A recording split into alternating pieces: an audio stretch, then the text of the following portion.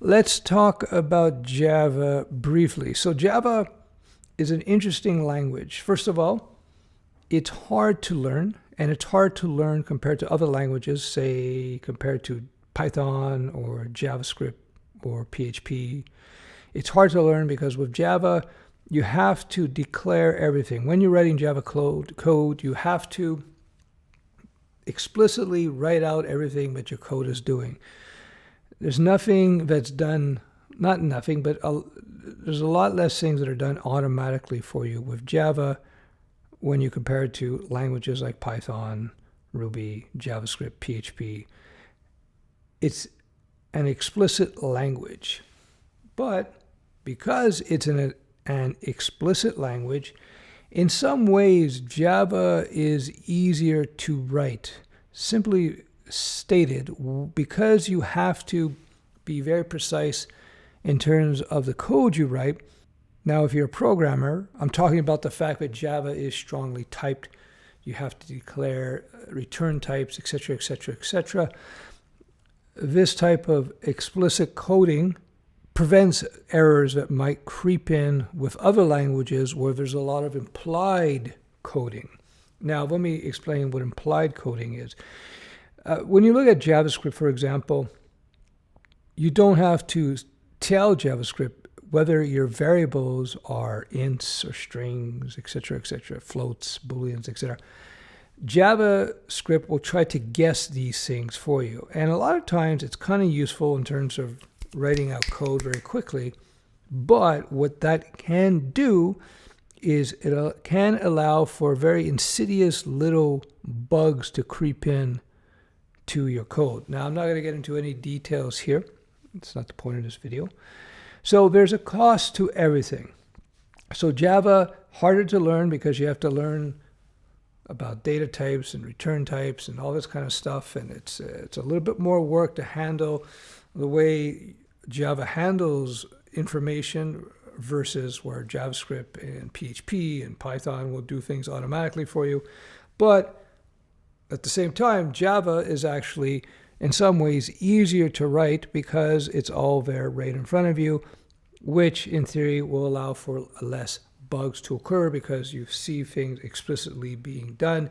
And at the same time, good Java IDEs, Java programs that code editors that will check your code for you as you go will help you to prevent errors. Now, the downside to all that is that Java is very, very verbose. It's a language that requires a lot more code to be written to get anything done. So, in my heart, I have a special place for Java. In some ways, it was the very first serious programming language I use in terms of my commercial work. Well, it's not exactly true because I got paid to do a lot of work writing classic ASP, which used VB script. That's a whole different thing. And even JavaScript too, even a little Perl. Okay, well, anyway, Java is still one of those languages for me. I have an affection for it because I wrote so much Java code and it was such a great language for its time back in the 90s because when you wrote Java, it just worked. It just worked really, really well, and it was very consistent. JavaScript, relative to Java, was very inconsistent. It had some really weird, wonky behaviors, and it could cause for really stupid little bugs that could cause you to pull your hair out trying to chase them down in JavaScript, whereas you didn't have that occur with Java. Am I saying drop JavaScript and JavaScript is crap and everybody should do Java? No, not at all. In fact, I tell people, unless you want to go work for very large organizations and maintain or build upon legacy code bases, legacy means just old code bases, I wouldn't do Java because when you want to put out new product, new software, generally speaking, most organizations are going to be leaning towards faster, nimbler, lighter languages, especially in the web stack. Now, you can use Java to create desktop applications, but even when desktop was the king of computing, now it's mobile, but even when the desktop was the king of computing, People rarely use Java to write desktop applications. Why? Because it was dog slow at runtime. When you ran your Java apps, it was not easy to make them run quick. Much better off writing them in native, in leveraging native libraries in Windows, etc. Anyhow, so Java really has always been about server-side Java programming, aka web apps. Yes, you can do Java to do this, that, and the other thing, but most of the Java work is building web apps and writing server-side Java code. Again, today, if you were a startup, you're working to do freelancing, you want to create your own SaaS, I wouldn't use Java. Even though, like I said, I love Java in many respects. I wouldn't use Java. It's too bloody slow to write in. Even though at runtime, Java will run much faster than so many other languages. I don't know about JavaScript, but probably JavaScript, but it runs, except for asynchronous stuff. But Java, generally speaking, when it compiles, when it gets first compiled, it will run circles around Python, circles around Ruby, circles around PHP. I'm not sure about PHP 7 because PHP 7 is really optimized. And they're working hard on PHP to make it even more optimized. Like, for instance, PHP went from 5.6 to 7, and it literally became 50% faster. 50% faster.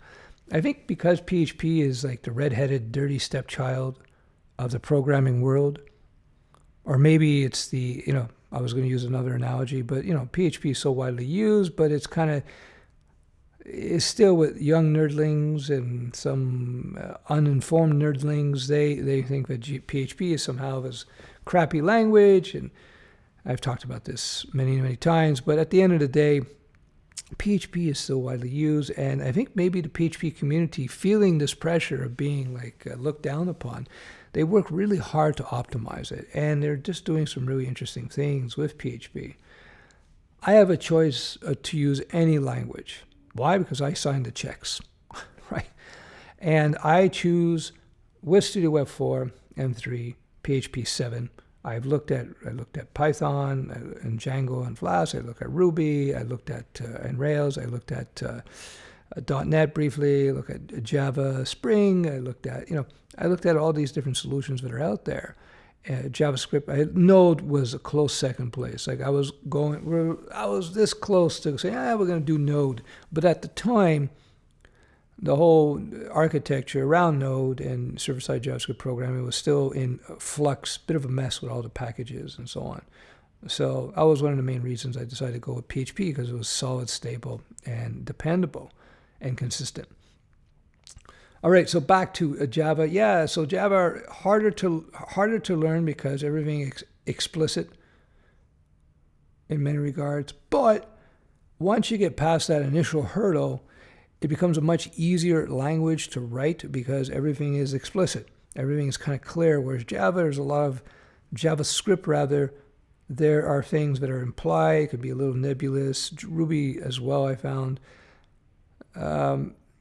But there's so much code you got to write with Java that I wouldn't be using Java to write anything new these days. You're just not going to be competitive.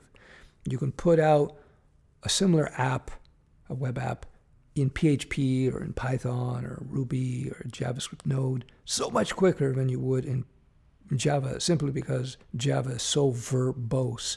Verbose means long-winded. You got to write. This is a classic example. To write a server-side emailing application with Java, at the time using servlets and JSPs, you're looking at like a page of code, whereas with PHP is one line of code. So, yes, now you have frameworks and things like taglib and stuff like that in the Java world that minimizes the code, but it's still much more code to write.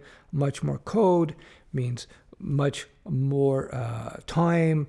It's much more work. It's much more expensive. I wouldn't do it. So there you go. That's my thoughts on Java from a guy who loves Java. People have been asking me for a long time now, Stef, will you put out a Java course? You put out a Java course? I don't know. We're trying to get, we're working hard to get the first level, if you will, of the Studio Web 4 platform completely deployed. We have the core application, which is built, and people are now, if you sign up to my web developer course, my Python course, you will be deployed on Studio Web 4, which has all the interactivity and so on. Very cool. People love that. But there's a satellite modules, if you will, that are being built up on the periphery of Studio Web 4, the new store, something that's top secret right now, and other things as well. So once they get all that out the door, everything established, a brand new skin, then I'm going to look at what the next set of courses are going to be deployed, which ones are going to deploy, put out, produce for the Studio Web 4 platform. People who've done the Studio Web 4, they know it's not like, if you look at like people like Udemy, that platform is like, it's just basically YouTube. You pay for YouTube Udemy, right? There's nothing much beyond that.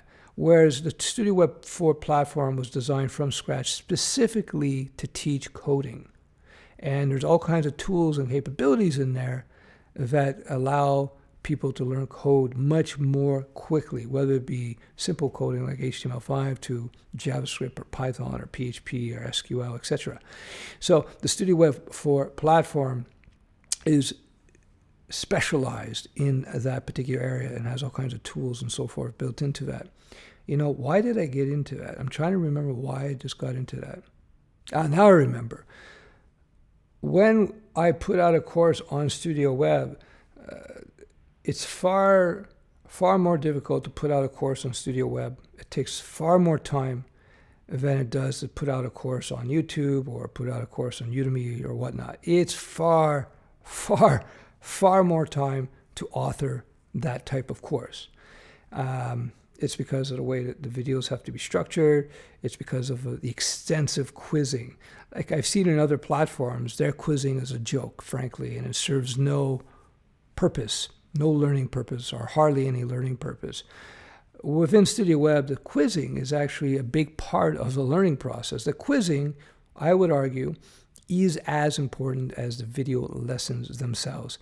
The quizzing is more important than the projects we provide within the context of the courses. Just to give you an idea, with the HTML5 foundations, the CSS3 foundations, and the JavaScript foundations course, this is 3 courses there. We have 300 video lessons I produced and 1,000 quiz questions. 1,000 quiz questions and code challenges. The amount of words in those quiz questions is equal to a book of quizzing, a literal book of quizzing, hundreds of pages, like a 230-page book. I wrote a book back in the day, a couple of years ago on web design, and that had about, when edited, it had about 25 or 35,000 words. I forget what it is now. The quizzing is just as extensive, but writing the quiz questions and building out the quizzing modules in terms of the text is far more difficult than writing a book. I can tell you that. Anyhow, that's why I want everything else done before I decide on what the next course might be within Studio Web. I have to see what people want, what we need. There's a big integration. There's also a lot more other content that's coming onto the platform very soon. As soon as we just get these core things done. Anyway, enough of my rambling. That's the value of having a cinema camera. You can ramble and ramble and ramble. This thing's just it's plugged into the wall. I can keep talking for hours. In fact, that's what I plan to do. Just a little heads up. Again, once I get all these things done, I want to do a long form lecture on all the modern languages out there and technologies. Just an overview that you could sit back and listen to, maybe on a long car drive or something. And we're going to go over everything. We're going to go over the major languages, HTML, CSS, the major programming languages, JavaScript, Python, PHP, C#, Java. We'll look at Go. We'll look at Swift, we'll look at Kotlin, we'll look at Java, all these different things. Then we're going to look at all the frameworks, and we're going to look at all the server environments. We're going to look at all the DevOps. We're going to look at all the database types. We're going to look at all these things. I might even get into the more business end of this all, Anyway, I have it all planned out. It's quite a few modules, in fact, and I think I may be able to cover it all in maybe a couple hours. And I think I might just sit here like this and do it this way, and then I will deliver it chopped up for people, but I might put out a very long freaking video that might be an hour long that you can watch and ingest all this. And if, depending on what comments I get below, put the comments below if this interests you. If I get enough, I might put it out in an audio format as well, so you can listen to it on the go. And there you have it, buddy. Just in case you're asking, yes, this is a Neumann microphone. This is a TLM103. I bought this thing many years ago when it just came out. So maybe, 8-10 years ago, something like that? Yeah, 10 years ago or so. And I actually recorded my second or third JavaScript course on this mic. And in fact, one of my top videos on YouTube is the JavaScript DOM video. It's got like 100,000 views. You can see it in my top videos in the playlist below. I recorded it with this very mic, 10 years ago, something like that. All right, so I'll leave it at that, and we'll see you in the next video. Bye-bye.